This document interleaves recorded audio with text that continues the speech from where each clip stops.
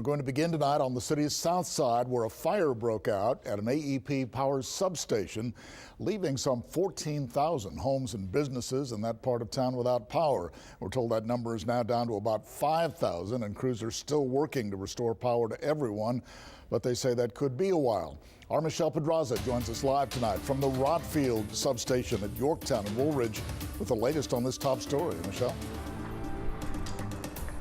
Well, Joe, crews have been out here since that fire broke out just after 2 p.m. They've been assessing the damage and trying to restore the power.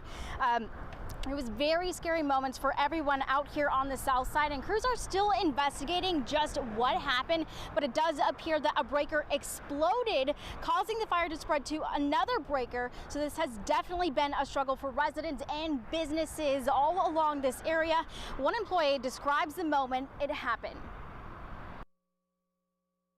You see everything, like all the electricity, like flickering the lights, and then you just hear kind of the electricity booming together, and the whole transformer was just on flames and smoke, and it was crazy. We have never experienced anything like this before.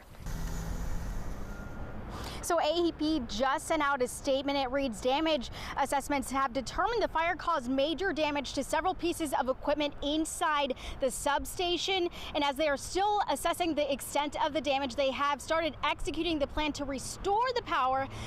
They did say, depending on the load capacity, some customers may be out longer than others until final repairs. Several customers could be restored early this evening, but others should prepare for an extended outage lasting possibly until Wednesday night or early tomorrow morning, and we will continue to be following this and give you the latest updates as soon as they become available. For now, live from the city's south side, Michelle Pedraza, 3 News. Okay, Michelle, thanks again. 5,000 people, that's the number we have still out of power tonight on the city's south side.